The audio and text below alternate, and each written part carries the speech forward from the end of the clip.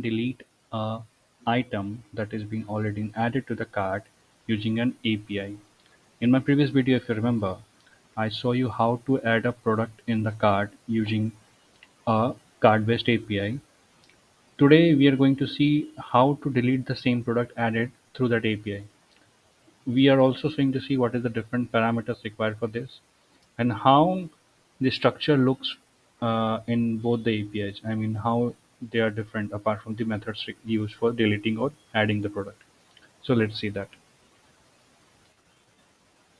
So if you remember, yeah. So let's say this is my cart. I'm using the same cart ID, but you can see there is no product right now, right? So what we do first, we're going to use the postcard item to add a product, and again we'll also using the another API to delete the same on the same card. So let's do it. So I'm creating like two APIs. I mean two structure for the APIs. One it is for adding, as if you remember.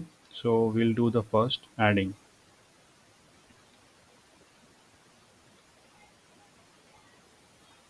As you, yeah, for the price book entry ID, that is the same. That cannot be changed. And the cart ID because we are trying to add the product on the same cart.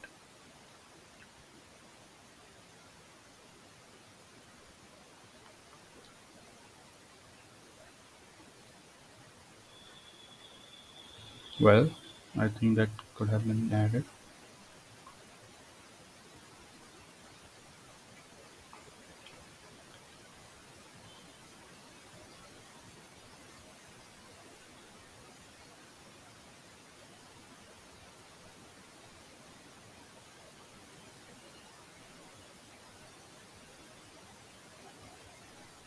Well, you can see now the product has been added by using the same API. Now, let me show you. So, this is the API postcard item to add a product. Now, we have this API delete cart item that simply delete that product from the cart. But there is a twist here. It is not like you simply copy paste everything and just simply put it over here and see like when you use this method, this remote method, then everything will be deleted. No. So in a card-based API, I mean whatever the APIs which are card-based or the API in a Velocity, they have some required request format and that gives the response accordingly. So let's say for this postcard item, there are few, they wanted the price book entry ID. It could have been the item ID that you're trying to modify in the already added product. I mean, you can also modify the things. So this is what we have tried. But in the delete card item, it's like you can see here is a items, right? So it is nothing but we. It's not like I have simply given that. It's this item simply mapping whatever the value getting this particular item list of object, and it simply map it to this items. So this item is the exact name of the request they required, cart ID and items. It can be price book entry ID, the other item ID that already been added. We want to update some quantity or whatever for that. But in the case of delete cart item, the I have created the ID called OLI. That's the order line item. But and they have the ID we are trying to use is not a price book entry ID. It's the ID that will be created whenever we add a product. So whenever we add a product, the on the order card, it will create a order line item. So this is the order line item ID that is created, and it will change after every addition. So I need to change it because I've just added a new product, and the cart ID would be same because I'm trying to delete the things on the same cart. And while mapping the values, let's say for these IDs, I need to map with this particular ID. So this thing should not be like you can put capital or small.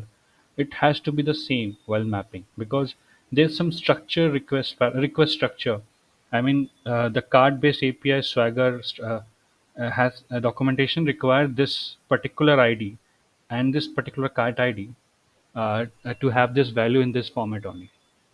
So we don't require this two input map as we had in here. and we can use these delete cart items. Now, before doing that, you can see I just added a product. When I go to this particular order, you can see there is one product added. It's nothing but, let me refresh that. It might have been the previous one.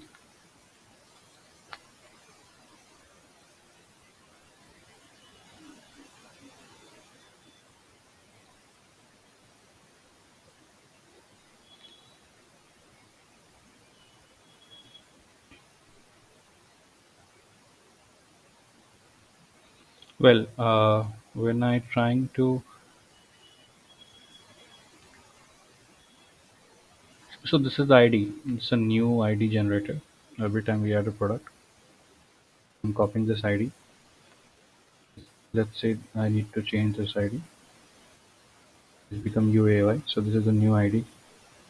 This is the order item that is created every time we add some product on the cart. So it's order item because we are adding the product on the order, and it become order line item. Now let's go back there.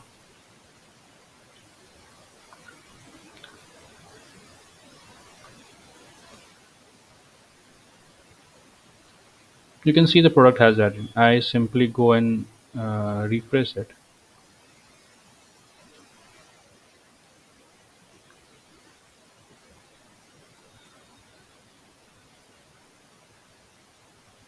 So I refreshed it just to show you it is nothing has been changed because there is no API call has been happened after that.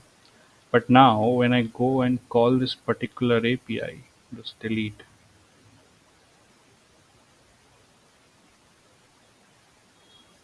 Just a minute.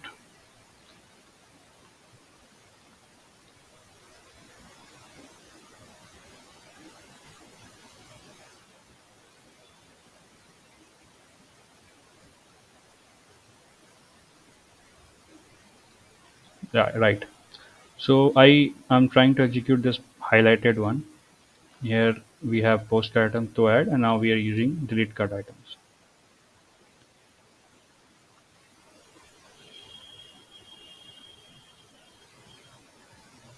So it has been executed. Now if I go and refresh it again,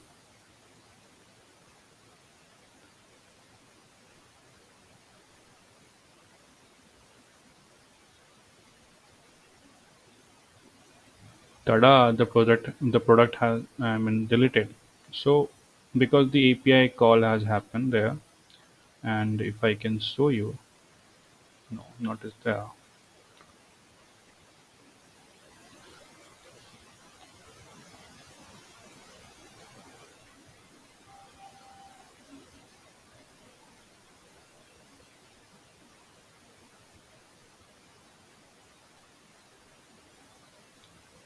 This is the call actually happened over there in the span of,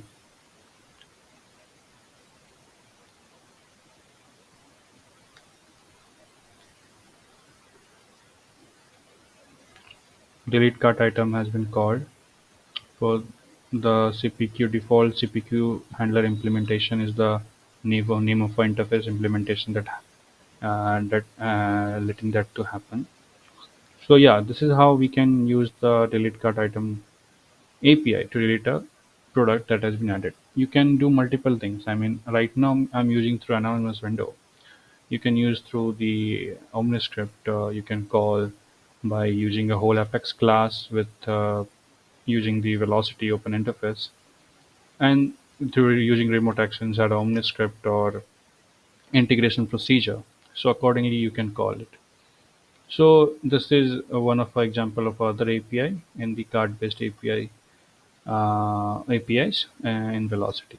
So I hope you guys like this video, and please do like it, share it among your friends, and do subscribe it, because it really motivates me every time you do it. And please provide your comments if you have any doubt or about the suggestions you want me to do in my next videos or in the current videos, what I have done wrong or what is could have been changed.